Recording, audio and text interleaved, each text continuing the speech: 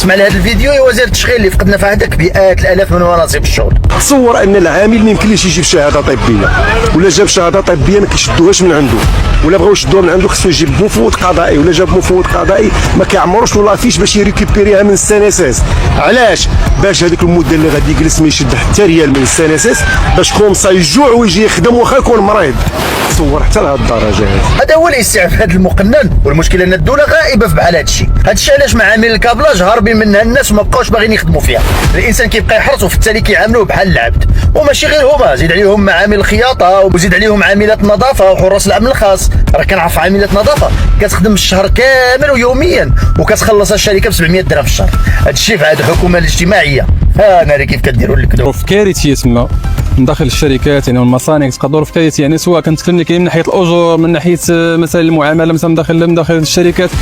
يعني كتلقى صراحه المعامله لا انسانيه بالنسبه لي، حاطه بالكرامه ديال الانسان بشكل عام.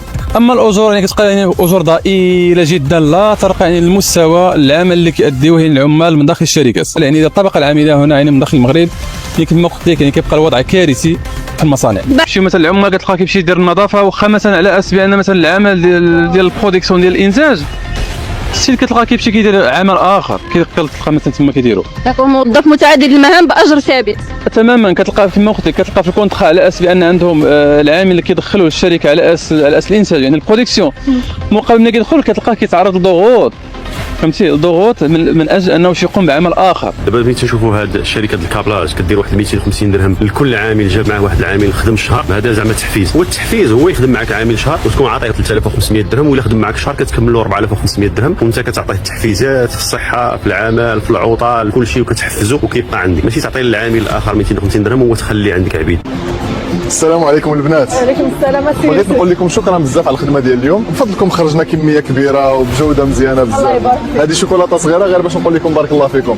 شكرا الله يخليك على الفوز. ماشي غير شوكولاته، انتم تستاهلوا كل خير. خليوا هذا ديال طنجه بدات في 1999 والمنطقه الحره في قنيطره بدات في 2012 وعلى واحد المساحه بجوجهم الا بغيتي تقول ديال الاستثمار حوالي يعني 1000 هكتار، مساحه يعني كونسيديرابل. وكذلك بالنسبه لليد العامله اللي كتشغل في جوج ديال المناطق هي 65 الى تقريبا 70 الف ديال الاجراء.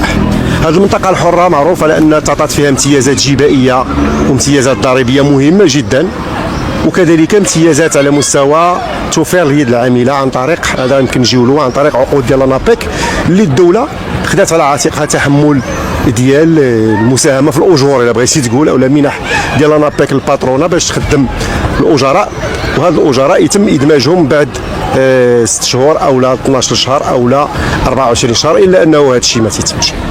على كل حال هذه العمليات الا بغينا نسميوهم هذه التسهيلات بالاضافه للتسهيلات غير مذكوره اللي هي يد عامله يعني مقيده اصلا بقانون شغل غير منصف، وهذا قانون الشغل ما كايناش ضمانات تعطات ضمنيا، تعطات الباترونه يعني ضمانات في هذه المناطق الحره انها واخا تخرقوا ما غيوقع عليها والو. بالاضافه لهذا تعطات لها ضمانات وهي واقعيه ديال تجريد او منع العمل النقابي في هذه المناطق. دونك هذا الفشوش اللي بغينا نسميوه على المستوى الضريبي وعلى المستوى القانوني وعلى مستوى الضمانات ديال ضرب حقوق ديال العمال الحق ديالهم في التنظيم وفي المفاوضه الجماعيه، هاد الجو العام خلق ما يمكن نسميوه واحد ليكو سيستيم، واحد النظام ديال بيئه العمل مسموم معادي للحقوق ديال العمال، معادي للحريات النقابيه. ومن نتائجه هو هذه الظاهره اللي ذكرتوا لنا دابا اللي هي ظاهره ديال عزوف بين قوسين ديال الاجراء، سواء القدام انهم يرجعوا يخدموا في هذه المناطق هذو، وكذلك الشباب اللي عاطل. كنعرفوا ان نسبه العطاله في المغرب عاليه جدا جدا، وعلى انها من المظاهر ديالها انها عطاله ديال الشباب، وان من مظاهرها انها عطاله دائمه او عطاله ذات مده مرتفعه، بحيث انه المعدل ديال العطاله ديال المعطلين تيفوق سنه. اذا بالرغم من انه كاين معطلين شباب وتيجلسوا مده طويله، مع ذلك كاين عزوف كبير، وهذه ظاهره الان ولات كلشي كيعترف بها، لا المشغلين ولا الدوله ولا الحركه النقابيه كيعترف انه هناك فعلا عزوف. اسباب هذا العزوف هي الى رجعنا هي اصلا في اسباب النشاه، في ظروف النشاه ديال هذه المناطق ما يسمى بالمناطق الحره، لان نشات اساسا على بناء واحد السلطه مطلقه ديال باترونه متوحشه جايه كدير لوفشورينغ اصلا. الغايه ديالها هي انها تستافد من يد عامله رخيصه، من قوانين رخفه، من غياب الحريات النقابيه، وكما قلنا قبيله من دعم مباشر في الاجور ديال الاجراء، وكذلك من خلال اعفاءات ضريبيه وجبائيه. هاد ليكو سيستيم اللي تخلق معادي للحقوق ديال العمال، من نتائجه انه الان العامل في هذه المناطق هذه سواء ديال الكابلاج او صناعه السيارات، ولكن خصوصا في المسالخ ديال الكابلاج، الا جيتي تقلب دابا الاجور ديالو مقارنه مع زملائه اذا جازت المقارنه مثلا في اوروبا في فرنسا، كياخذ اجر ديال واحد 3200 3500 في اقصى الحالات ديال الاجور، 4000 هذا بالنسبه للمحظوظين. هذا كيمثل 20% من الاجر ديال النظراء ديالهم اللي تيديروا نفس الخدمه في فرنسا. 20% فقط من ودار شي متابع الا بغينا نقولوا لهذا الوضع هذا، دار واحد القياس على الارباح ديال الباترونه اللي يمكن تجني الا كانت عندها 1500 اجير كيدير الكابلاج في المغرب و1500 اجير كيديروا الكابلاج في فرنسا. الفرق بين الاجور السنويه ديالهم اللي كيمكن تربح ديال المغرب مقارنه مع الباترون ديال فرنسا هو 2 مليار فاصله شي حاجه، 2 مليار فاصله تقريبا 3 ديال الدرهم سنويا من فرق الاجر ما بين العامل او هاد العمال اللي كانوا كيخدموا في فرنسا وهنايا في المغرب. ظروف ديال العمل مشهود الان بعد من 1999 حتى لدابا، تاكد على ان ظروف ديال العمل لا انسانيه، بحيث انه تيتم التصرف في ساعات العمل بشكل مطلق. يمكن يقلصوا ساعات العمل بدعوى انهم عندهم اشكالات ديال الانتاج وكذا وكذا، وبالتالي تيقلصوا ظروف العمل بشكل غير قانوني، وتيمكن يزيدوا كذلك بشكل قاتل ومميت للناس ظروف العمل. كتلقى السيد كيخدم 3 فواويت ولكن مطالب العام كامل انه مابقاش 3 فواويت، ولاو تيخدموا 12 على 12 في جوج، بمعنى 12 ساعه العام كامل، وبارفوا حتى العطل يعني الدينيه والعطل ديال نهايه الاسبوع حتى هي كيخدموها. الاجور ديالهم قلنا متدنيه، هذا الشيء راه معروف. بالنسبه لي بريم من ادنى لي بريم اللي كاينين في هذه الانشطه هذه مقارنه مع ما هو كاين على صعيد مثلا الصعيد الاوروبي، 13 موا ما كاينش، بمعنى ان الدخل العام مقارنه مع المصاريف اللي كيدير الاجير فاش كينتقل من مدينه اخرى يجي يسكن، اولا فاش كيجي من سوق الاربع يوميا باش يخدم في القنيطره، مقارنه مع المصاريف ولات الناس كدير حسابها، تقول ودي هذا عمل صوري، هذا عمل ماشي حقيقي ماشي فعلي، لان حاصل الناتج ديالو على الدخل ديالي انا كشاب ما غير كافي حتى العيش ديالو هو كشخص، فاحرى انه يكون اداه ديالو للمستقبل. بالاضافه لانه عمل ما كيعطيش شي مهنه، ما كاينش شي تكوين مستمر، وهذا حق من الاجراء اللي يمكن يعطينا شي مؤهلات لهاد الاجراء. هذا الاجير يمكن 15 عام الخدمه ديالو هي كيلوي واحد الخيط، بمعنى يمكن يخدم 15 عام في واحد الشركه ويخرج ما عنده حتى حاجه في راسو، من غير الكابلاج ما يمكن يدير حتى حاجه، كيولي بغينا نقولوا بالدارجه عايب، ما عندوش شي ميتي في يدو، ما كاينش شي تكوين شي تاهيل. على من كيصبروا الناس باش يخدموا في شي شركه، باش كيصبروا على لي سالير، وكيصبروا كذلك على لي كومبيتونس اللي كياخذوا من تما، على الخبره اللي كياخذوا من تما اللي يمكن ليها ترقيهم. ما كاين لا سالير ولا كومبيتونس. نزيدوا من خلال هذا الشيء هذا كاينه الظروف ديال العمل، تخدم كما بغاو هما ولا تمشي بحالك. وبمجرد ما العمال تيفكروا يديروا العمل النقابي، وهذا موضوع ثاني كذلك، بمجرد ما تيفكروا يديروا العمل النقابي تيتم التسريح ديالهم والطرد ديالهم بشكل جماعي او فردي، او لا تعريضهم لواحد الاعتداءات يوميه باش يطجوا. فعاود ما نخلي حتى نطردوا انا ونمشي للمحكمه يربحني، انا عندي الوقت كنشدو تما كنستنزفوا. كيفاش كتم العمليه ديال الاستنزاف ديال هاد الاجراء هادو اللي كيجيو للعمل النقابي؟ اولا بعدا ما تيتمش الاعتراف بهم، ما تيتمش الاخذ ديال الملف ديالهم القانوني. جوج، الدوله هي كتساهم، ما كتعطيش وصولات الايداع لهاد العمال هادو باش يديروا العمل ديالهم النقابي بشكل قانوني. وكتبدا مسلسل ديال الخروقات، منها اولا التوقيفات النظاميه على ابسط الاشياء ولا بدون حتى مبرر. نعطيك مثلا واحد التوقيف ميزابي، من الاسباب ديال التوقيف مثلا يعني الخمول يعني العامل تيتم توقيفه لمده 8 ايام بدعوى الخمول. الخمول هي مخالفه لا علاقه لها لا بالقانون ولا بوالو، ولكن لان الناس عارفين على انه لا رقابه للقانون عليهم في هذه البلاد هذه، كيديروا اللي بغاو، كيكسبوا اللي بغاو، كيصيفطوا الناس. دونك العقوبات المتكرره بالتوقيف على العمل والتوقيف ديال الاجور. تصور ان العامل ما يمكنليش يجيب شهاده طبيه، ولا جاب شهاده طبيه ما كيشدوهاش من عنده، ولا بغاو يشدوها من عنده خصو يجيب مفوض قضائي، ولا جاب مفوض قضائي ما كيعمروش له لافيش باش يريكوبيريها من السنسس. علاش؟ باش هذيك المده اللي غادي يجلس ما يشد حتى ريال من السنسس، باش كومسا يجوع ويجي يخدم واخا يكون مريض. تصور حتى لهذ الدرجه هذه. العامل الان مابقاش قاد يدي الشواهد الطبيه، خلاص الا جاب شواهد طبيه متكرره كيقولوا الله يعاونك وقع عندنا ما نديروا به. الموضوع الثالث هو كذلك لا يخلو من اهميه.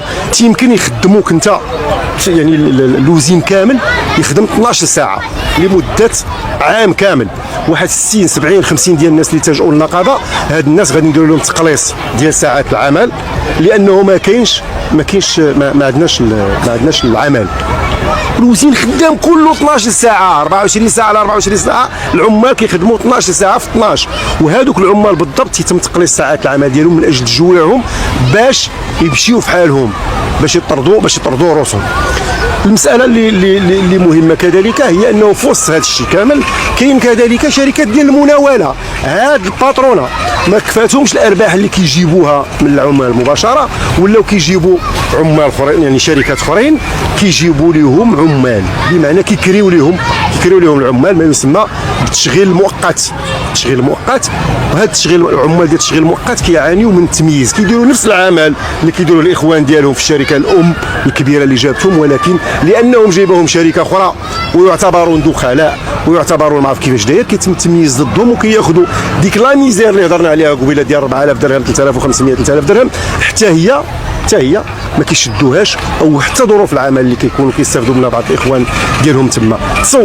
تصور على انه العامل الحق ديالو في انه يمشي ياكل المده ديال باش يمشي ياكل، كيمشي كيجري وكيرجع كيجري باش يشيط ليه حوالي 20 دقيقه ولا اقل من 20 دقيقه كياكل فيها. كيتحاسبوا معاهم على الدقائق اللي كيقضيوها في الطواليت. اكثر من هذا يمكن خصو يجيب شي واحد يرومبلاسيه باش يمشي هو للطواليت. هاد الظروف هذه بيان سور ديال الاستعباد، الناس واحد الوقيته كانت كتحملها على اساس انها راها غير دايزه، كلشي تيقول خصني نصبر على بما نلصق، فاذا به بان على انه كاين واحد العمليه ديال تدوير ديال الريسيكلاج ديال هاد الاجراء هادو ما عمره ما غادي يلصق. والسبب هو انه ما كايناش نهائيا رقابه يعني كافيه ورقابه حقيقيه على هاد المؤسسات هذه. اللهم هادشي كيقوموا به مفتشين ديال الشغل، بعض الزيارات اللي في الغالب كتكون زيارات سطحيه ديال تتفيزيتي كتشوف البابراس، وكاين الواقع ديال هاد المؤسسات ما كاينش. الحوار الاجتماعي، المفتشيه ديال الشغل ما اعتقد انه على مستوى القنيطره ما عرفش طنجه انه شي نهار جا شي باترون دار شي حوار مع المشغل مع الاجراء ديالو، سواء كان فردي اما الجماعي اجزم على انه عمره ما كان حوار جماعي، تفاوض من اجل حوار جماعي الغايه ديالو تحسين شروط العمل والدخل ديال هذا الاجراء. ما كاينش.